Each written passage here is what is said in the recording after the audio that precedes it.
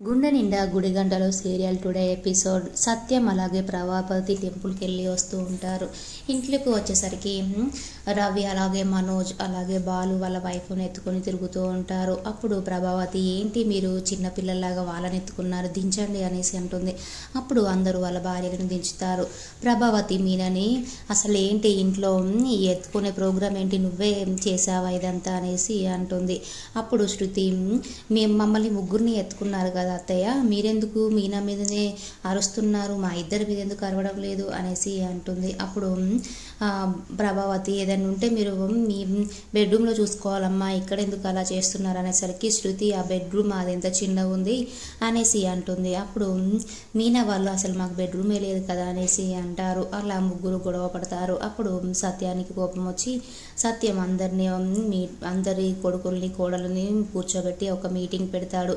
అందరూ మీ ఖర్చులు నాకు ఇవ్వండి, మీ ఖర్చులు కోసం నాకు కొంత డబ్బు ఇవ్వండి అనేసి చెప్తారు. మీరు ఎంతెంత ఇస్తారు, ఫస్ట్ మనోజ్ నువ్వు చెప్పురా అనేసరికి మనోజ్, నా దగ్గర డబ్బులు ఎక్కడి నాన్న, ఇప్పుడే బిజినెస్ స్టార్ట్ చేశాను అనేసి అంటాడు. అప్పుడు బాలు, ఇప్పుడే బిజినెస్ స్టార్ట్ చేసావు కదా, అప్పుడంటే ఇంకేం పని చేయలేదు, ఇప్పుడు బిజినెస్ స్టార్ట్ చేసి ఎంతో కొంత డబ్బులు ఇవ్వాలి కదా నాన్నకి అనేసి గొడవ పడతాడు.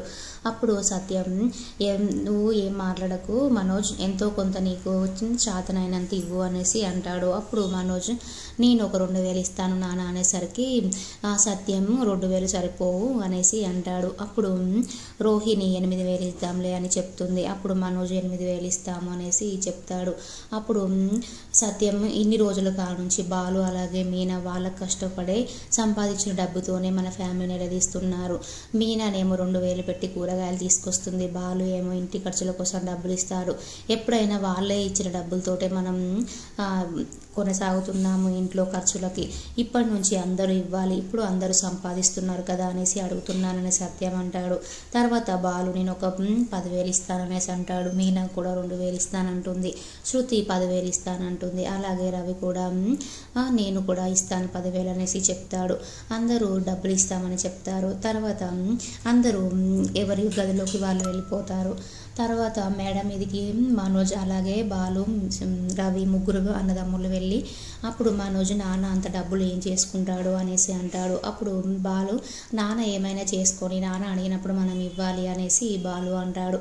మనోజ్, ఏదైనా పెద్ద ఇల్లు కొంటాడేమో, మేము మాత్రం గ్రౌండ్ ఫ్లోర్లో ఉంటామనేసి చెప్తాడు. అప్పుడు బాలుకి కోపం వస్తుంది.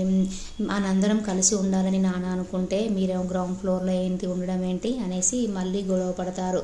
నాన్న మనము అందరం కలిసి ఉండాలనుకుంటున్నాడు, కలిసే ఉండాలనేసి బాలు అంటాడు. రవి కూడా, కలిసి ఉండడం కాదు, అందరం మంచిగా ఉండాలని నాన్న అనుకుంటున్నారు, గొడవలు లేకుండా అనేసి అంటాడు. అప్పుడు అక్కడ రవి అలాగే మనోజ్ గొడవ పడి వెళ్ళిపోతారు. కింద ఇంట్లో శృతి అలాగే మీనా ఇద్దరు మాట్లాడుకుంటుంటే రోహిణి కూడా వస్తుంది. వచ్చి, అసలు మీనా నువ్వెందుకు డబ్బులు ఇస్తానన్నావు, మళ్ళీ 2000 ఎక్కడి నుంచి తెస్తావు, నీ పూల వ్యాపారం చాలా బాగా కొనసాగుతున్నట్టుందిగా అనేసి అంటుంది. అప్పుడు శృతి అంటుంది, నువ్వు కూడా అత్తయ్య దగ్గర మంచి పేరు కోసం 5,000 ఇస్తున్నావంట కదా అప్పుడప్పుడు అత్తయ్యకి అనేసరికి ఇక రోహిణికి కోపం వచ్చి అక్కడి నుంచి వెళ్ళిపోతుంది. తర్వాత శృతికి వాళ్ళ అమ్మ ఫోన్ చేసి, దీపావళి పండగకి నువ్వు రా అమ్మ, అల్లుడు గారిని తీసుకొని, మీ ఇంట్లో వాళ్ళు ఎవరు వద్దన్నా కూడా మీ నాన్న గురించి నా గురించి ఆలోచించి రా అమ్మ, మా గురించి నువ్వు పట్టించుకోవడం లేదమ్మా, నువ్వు కంపల్సరీ రా అమ్మ అనేసి చెప్తుంది. అప్పుడు శృతి, సరేలే అమ్మ అనేసి చెప్తుంది.